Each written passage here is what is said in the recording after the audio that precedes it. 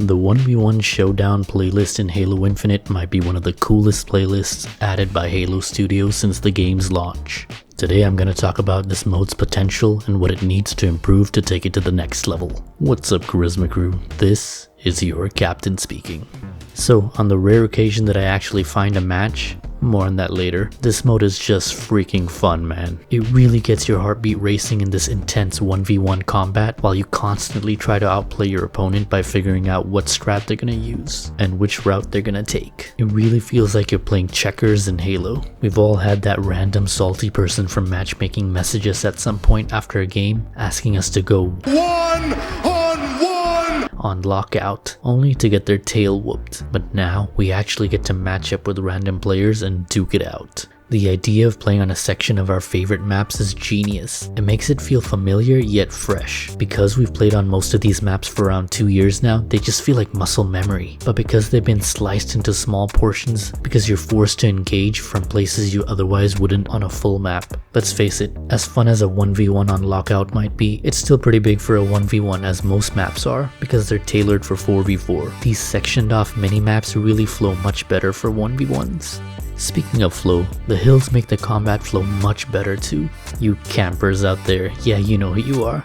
Can't just sit in the corner and take the cheap way out, because if you do, your opponent can sneak in a round victory by capturing the hill. That being said though, the capture time for the hill needs to be a little bit quicker. Although the combat always seems to flow towards the hill, it very rarely plays a factor in whether you win or lose the match. I think a quicker hill capture time will certainly remedy that and really force players to sneak in that hill capture victory while their opponent rapidly decides if they should risk returning into a gunfight with half shields or lose the hill. Every round starts with seemingly random weapons, grenades, and equipment.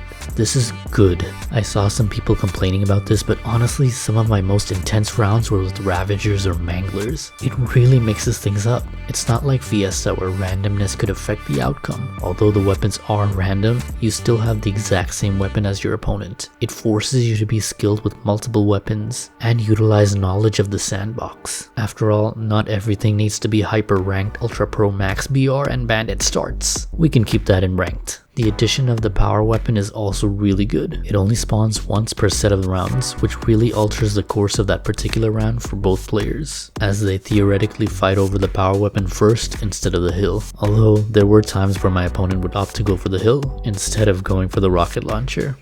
So now my biggest issue with the playlist. Why in the world is the skill-based matchmaking so strict on this playlist? I think Halo Infinite in general is way too strict, but this playlist in particular seems even worse than usual. When this playlist was first announced, I was so happy to hear that I could finally get quick matches here in Asia because, well, the game only needs to find one other person. So it should be super quick, right? The game should easily find one other person in a continent of 4.6 billion people, right?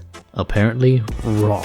Halo Studios instead went the other direction and made it even harder to find matches for lower populated regions. But that's only part of the problem. Another issue which plagues Halo Infinite as a whole is that servers are not actually equally weighted, and this playlist makes it more apparent than ever. What does that mean? Theoretically, if two people searching and matchmaking are from different regions and fall under the parameter of quote-unquote equal skill according to the game's skill-based matchmaking system, then the game should either A. choose a game server between both individuals so that they have a relatively equal ping or latency in their matches. This of course will result in a fair and balanced experience for both people.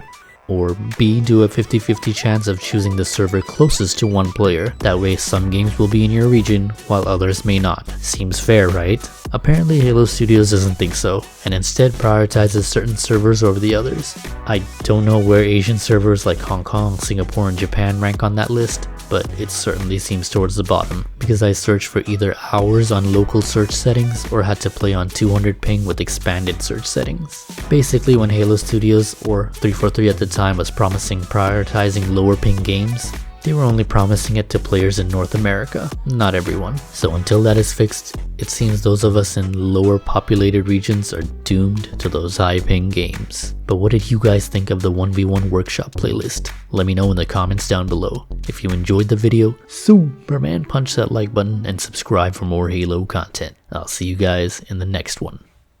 Subscribe to Kaptain Karizzma.